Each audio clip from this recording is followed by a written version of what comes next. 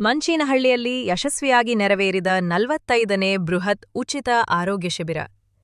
ಮಂಚೇನಹಳ್ಳಿ ಉಚಿತ ಆರೋಗ್ಯ ತಪಾಸಣಾ ಶಿಬಿರಕ್ಕೆ ಗ್ರಾಮಸ್ಥರಿಂದ ಭಾರೀ ಸ್ಪಂದನೆ.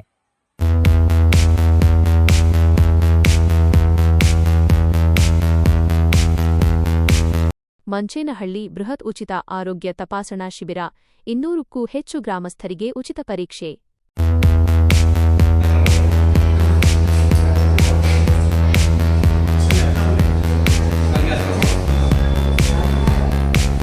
ಗೌರಿಬಿದನೂರು, ಲಯನ್ಸ್ ಸಂಸ್ಥೆ ಗೌರಿಬಿದನೂರು, ಶ್ರೀ ಕ್ಷೇತ್ರ ಧರ್ಮಸ್ಥಳ ಸಂಘ, ಸಮೃದ್ಧಿದಂತ ಚಿಕಿತ್ಸಾಲಯ ಗೌರಿಬಿದನೂರು, ಶ್ರೀ ಸಾಯಿರಾಮ್ ಆಸ್ಪತ್ರೆ, ಶ್ರೀ ಸಾಯಿ ವಿಷನ್ ಕೇರ್, ಮಂಚೇನಹಳ್ಳಿ ಪ್ರಾಥಮಿಕ ಆರೋಗ್ಯ ಕೇಂದ್ರದ ಪಿಎಚ್ಸಿ ವೈದ್ಯರು ಹಾಗೂ ಆಶಾ ಕಾರ್ಯಕರ್ತೆಯರ ಸಂಯುಕ್ತ ಆಶ್ರಯದಲ್ಲಿ 45ನೇ ಬೃಹತ್ ಉಚಿತ ಆರೋಗ್ಯ ಶಿಬಿರವನ್ನು ಯಶಸ್ವಿಯಾಗಿ ಆಯೋಜಿಸಲಾಗಿತ್ತು.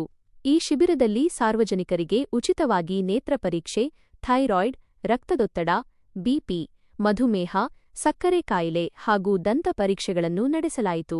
ಲಯನ್ಸ್ ಸಂಸ್ಥೆಯ ಉಪಾಧ್ಯಕ್ಷರಾದ ಜಬಿವುಲ್ಲಾ ಅವರ ನೇತೃತ್ವದಲ್ಲಿ ಶಿಬಿರದ ಸಂಪೂರ್ಣ ಆಯೋಜನೆ ಅತ್ಯಂತ ಅಚ್ಚುಕಟ್ಟಾಗಿ ನಡೆಯಿತು. ಶಿಬಿರದ ಪ್ರಮುಖ ಮುಖ್ಯಾಂಶಗಳು: ರಕ್ತದೊತ್ತಡ, ಬಿಪಿ ಹಾಗೂ ಮಧುಮೇಹ ಪರೀಕ್ಷೆ, 200ಕ್ಕೂ ಹೆಚ್ಚು ಜನರಿಗೆ ಉಚಿತ ತಪಾಸಣೆ.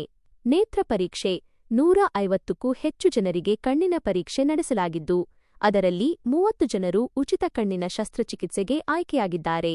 ಥೈರಾಯ್ಡ್ ಪರೀಕ್ಷೆ, 70ಕ್ಕೂ ಹೆಚ್ಚು ಜನರಿಗೆ ಥೈರಾಯ್ಡ್ ತಪಾಸಣೆ. ದಂತ ಪರೀಕ್ಷೆ, 50ಕ್ಕೂ ಹೆಚ್ಚು ಸಾರ್ವಜನಿಕರಿಗೆ ಹಲ್ಲಿನ ಆರೋಗ್ಯ ತಪಾಸಣೆ. ಉಪಸ್ಥಿತರಿದ್ದ ಗಣ್ಯರು ಹಾಗೂ ವೈದ್ಯರು. ಈ ಉಚಿತ ಸೇವಾ ಶಿಬಿರದಲ್ಲಿ ಗೌರಿಬಿದನೂರಿನ ಪ್ರಖ್ಯಾತ ವೈದ್ಯರಾದ ಡಾ ಮಮತಾ, ಮಂಚೇನಹಳ್ಳಿ ಪ್ರಾಥಮಿಕ ಆರೋಗ್ಯ ಕೇಂದ್ರದ ವೈದ್ಯರಾದ ಡಾ ನವೀನ್, ಸಿಸ್ಟರ್ ಹಸೀನಾ, ಸಾಯಿ ವಿಷನ್ ಕೇರ್ನ ಗಾಯತ್ರಿ ಹಾಗೂ ಗೌರಿಬಿದನೂರು ಸಾಯಿರಾಮ್ ಆಸ್ಪತ್ರೆಯ ಸಿಬ್ಬಂದಿ ವರ್ಗದವರು ಸಾರ್ವಜನಿಕರಿಗೆ ವೈದ್ಯಕೀಯ ಸೇವೆ ಒದಗಿಸಿದರು.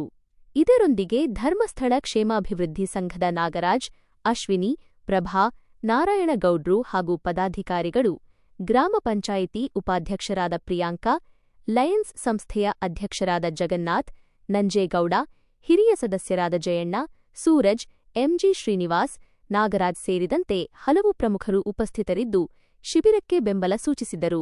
ಗ್ರಾಮೀಣ ಭಾಗದ ಜನರಿಗೆ ಒಂದೇ ಸೂರಿನಡಿ ಉಚಿತವಾಗಿ ಹಲವು ಮಾದರಿಯ ತಪಾಸಣೆಗಳು ಲಭ್ಯವಾಗಿದ್ದಕ್ಕೆ ಸಾರ್ವಜನಿಕರಿಂದ ವ್ಯಾಪಕ ಮೆಚ್ಚುಗೆ ವ್ಯಕ್ತವಾಗಿದೆ. ಆರ್ಆರ್ಎಸ್ ನ್ಯೂಸ್ ನಿಜವಾದ ಸುದ್ದಿ ನಿಮ್ಮೊಂದಿಗೆ.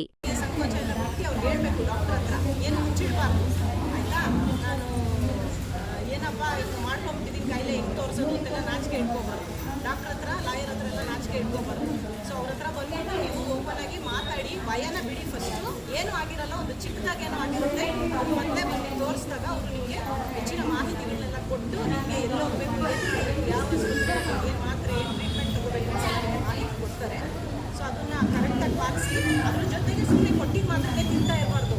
ಮತ್ತೆ ಮಾತ್ರೆ ನುಂಗ್ದಲ್ಲೇ ಇರೋ ಥರ, ಮತ್ತೆ ಆಸ್ಪತ್ರೆಗೆ ಹೋಗ್ದಲ್ಲೇ ಇರೋ ಥರ ನಿಮ್ಮ ಆರೋಗ್ಯನ ನೀವು ವ್ಯಾಯಾಮಗಳು, ಎಕ್ಸಸೈಸ್, ಆಹಾರ ಪದ್ಧತಿಯಿಂದ ನಾನು ಏನು ಹೇಳ್ಬೋದು, ಅದಕ್ಕಿಂತ ಮುಖ್ಯವಾಗಿ ಮಾನಸಿಕವಾಗಿ ನೀವು ತುಂಬ ಚೆನ್ನಾಗಿ ಆರೋಗ್ಯವಾಗಿರಬೇಕು. ಅಂದರೆ ಲೈಫಲ್ಲಿ ಬಿಸಿ ಇರಬೇಕು, ಸಜ್ಜನರು ಸಹವಾಸ ಮಾಡಬೇಕು, ಒಳ್ಳೊಳ್ಳೆ ಕೆಲಸಗಳನ್ನ ಮಾಡಬೇಕು, ಸ್ವಾರ್ಥಿ ಆದಮೇಲೆ ಪುಣ್ಯದ ಕೆಲಸಗಳನ್ನ ಮಾಡ್ತಾ ಇದ್ದಾಗ ದೇವ್ರ ಜೊತೆ ಒಂದು ಕನೆಕ್ಷನ್ ಇಟ್ಕೊಂಡಾಗ ನಿಮಗೆ ಆರೋಗ್ಯ ಚೆನ್ನಾಗಿರುತ್ತೆ. ಪಾಸಿಟಿವ್ ಆಗಿರ್ಬೇಕು, ಯಾವಾಗ ನೆಗೆಟಿವಲ್ಲಿ ಜಾಸ್ತಿ ಇರಬಾರ್ದು.